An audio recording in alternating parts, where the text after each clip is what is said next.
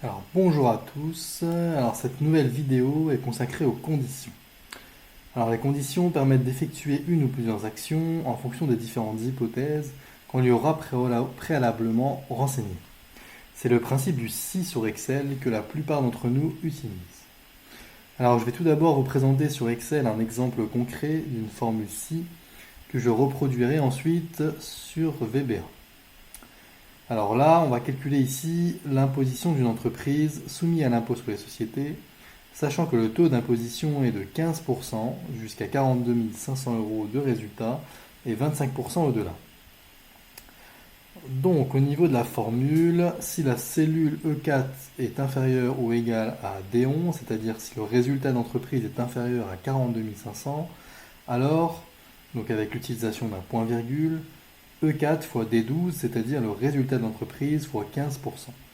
Sinon, avec donc à nouveau un point-virgule, D11 fois D12, plus, ouvrez la parenthèse, E4 moins D11 fois E12, c'est-à-dire 42 500 euros fois 15%, plus le résultat, qui est dans ce cas-là supérieur à 42 500, donc moins 42 500 fois 25%. On voit qu'avec un résultat de 40 000 euros, l'impôt est de 6 000 euros, alors qu'il serait de 15 750 euros pour un résultat de 80 000 euros, car il intègre une partie à 25%. Alors il faut savoir qu'en réalité c'est un peu plus compliqué, car le taux réduit est applicable uniquement pour les PME qui ont un chiffre d'affaires inférieur à 10 millions d'euros, que le capital soit entièrement versé et qu'il soit détenu à au moins 75% par des personnes physiques.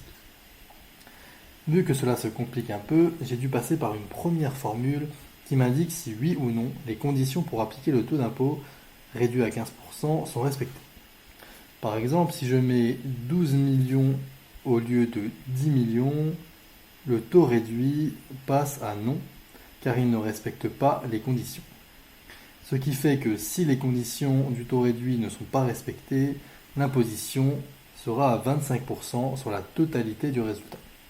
Et ensuite, dans une seconde formule, qui commence vraiment à se compliquer, j'ai pu lui demander de calculer l'impôt en rajoutant les hypothèses où le taux réduit était oui et où le taux réduit était non, et cela avec ce qu'on appelle des si imbriqués. Donc pour l'instant, avec un résultat de 40 000 euros, j'ai un impôt de 6 000 euros, totalement à 15%. Mais si j'indique par exemple que le capital n'est pas entièrement libéré, mon impôt passe à 25%, soit ici 10 000 euros. Alors vous devez vous demander quel est donc l'intérêt du codage VBA alors qu'on peut le faire sur Excel.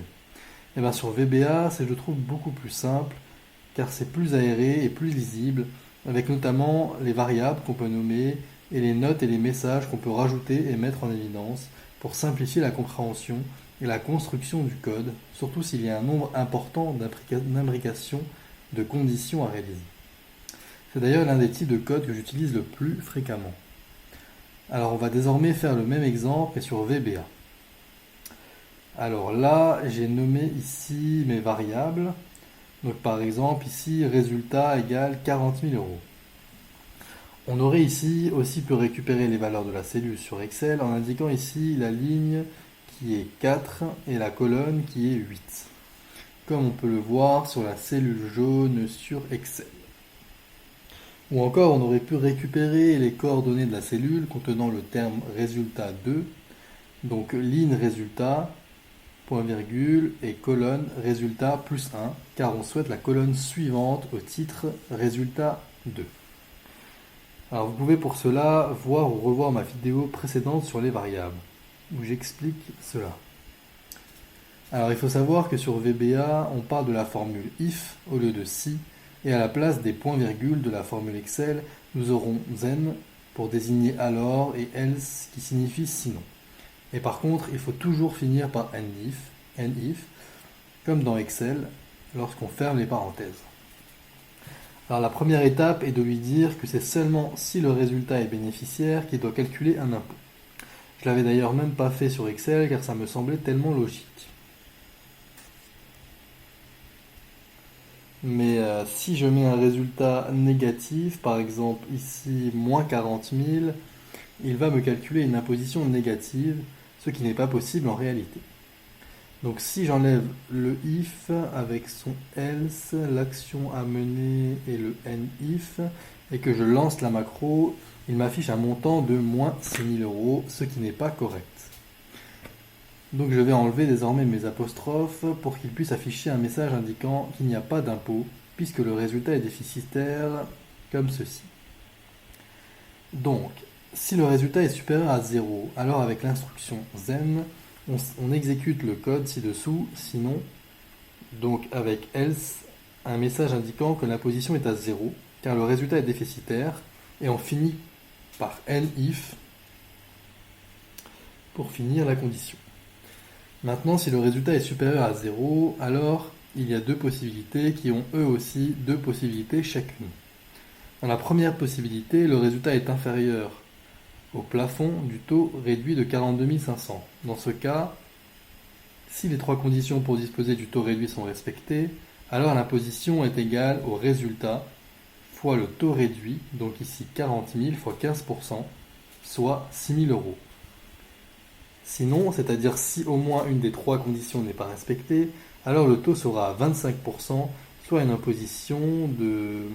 Donc si on passe par exemple à 12 millions, cela fera 40 000 fois 25%, donc 10 000 euros d'imposition. Dans la seconde possibilité, si le résultat est supérieur à 42 500. Donc ici, on va par exemple mettre 80 000 euros, comme dans l'exemple sur Excel. Si les trois conditions pour disposer du taux réduit sont respectées, alors l'imposition ici sera égale à 42 500 fois 15% plus 80 000 moins 42 500 fois 25%, soit 6 375 euros à 15% et 9 375 euros à 25% pour un total de 15 750 euros.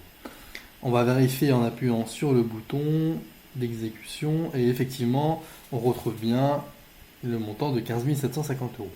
Maintenant, si les conditions ne sont pas respectées, l'ensemble du résultat sera à 25%, donc 80 000 euros fois 25% égale 20 000 euros. On va vérifier et ça fait également 20 000 euros d'imposition. Ensuite, pour la réalisation du message box, c'est très simple, il suffit de mettre les textes souhaités entre guillemets et les variables, eux, n'en ont pas besoin, et rajouter entre chaque élément un et.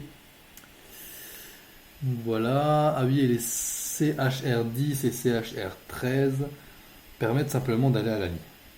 Voilà, j'espère que vous avez apprécié cette petite démonstration.